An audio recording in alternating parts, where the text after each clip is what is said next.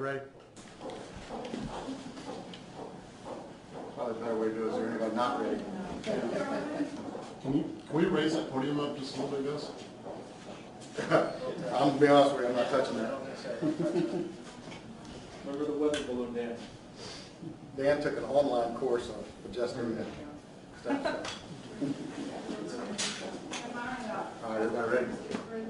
Yeah. Yeah. Yes, sir.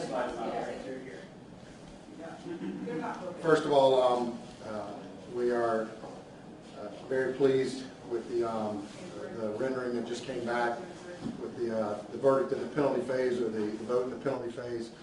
I can tell you that this has been a long process for the family. It's been a long process for our agency and our family, certainly for our prosecutive team, and all of the things that have gone on. I can tell you that on behalf of the Pill family, that they greatly appreciate the jury's strength, the jury looking at every piece of evidence that came in and being able to arrive at the decision that they did today. You know, it is always tough to sit in those jurors' chairs and make those decisions, and I applaud the jury for returning the appropriate decision and taking us one step closer to the closure that we all want in this case. So I know we were just here last week when the guilty verdict came back, but I want to thank our prosecutors for the job that they've done. They have been the strength of this case. Our team, the investigators, the agents, the crime scene, everybody that worked so hard to make sure that justice was arrived at did just an amazing job. And you know, we will always miss Barbara. There is no doubt about that. And we took one step closer today in reaching closure for the family and for our agency. We greatly appreciate everything that you guys have done and your patience in working with us. And we are just really pleased with the return of the verdict this afternoon and moving forward and getting ready for the final sentencing. So with that, I know our state attorney, Phil Archer, is here with us. And Phil, you want to add to that? Yeah, not much to add. I too want to thank the jury. I know that's a difficult process for anyone to have to arrive at those kind of decisions. We're very pleased that they took the time to reach a very just decision. And it's the second part of this process, and the third part will come when the judge is able to, hopefully, will follow the jury's recommendation and make the appropriate sentence.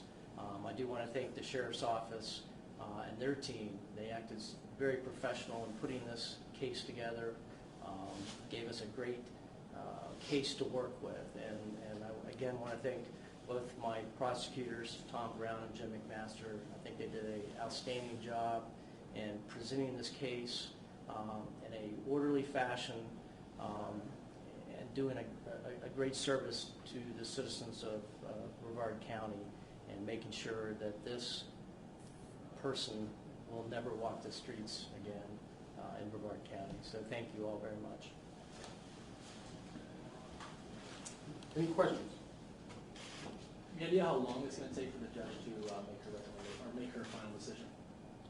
I believe she set the sentencing date is in late June, and that'll be the day that we expect that she will provide the sentencing order on this case, and that'll be the final day. So from there, it'll go to the Florida Supreme Court. Tom, did you make anything of the questions that the jury asked? They wanted to see the video of the shooting again? I never try to read into the jury's questions. That's really an impossible task. It'd almost be an art form to try to guess into what their thinking is. My thought process is they wanted to see the video. That was good for us. I think that's very powerful evidence in this case. It's not typical and not usual to have such strong evidence. The fact that they wanted to see it again, I thought was very important, because what this part of the process was all about was the sentencing for the murder of Barbara. And for the jury to want to see that again, to remind them that's what we were here for, was that sentencing, to do justice for her and to do justice for this case. So we were happy that they wanted to see it again and pleased that that was part of our case. And were you able, you or Jim, or able to get any feedback from Steve, Bill, or any family members? Have they said anything to you? They're very happy with and pleased with the jury's verdict. They, from day one, have wanted justice in this case. They wanted to get to this point. We're very happy that we're here. We still have a few more steps to go, and they're go forward and get to the judge's sentencing. Hopefully she'll follow the jury's recommendation. Yeah, and very quickly for you or Phil, the judge, if you could maybe illuminate on how much weight the judge is supposed to give to the recommendation of the jury?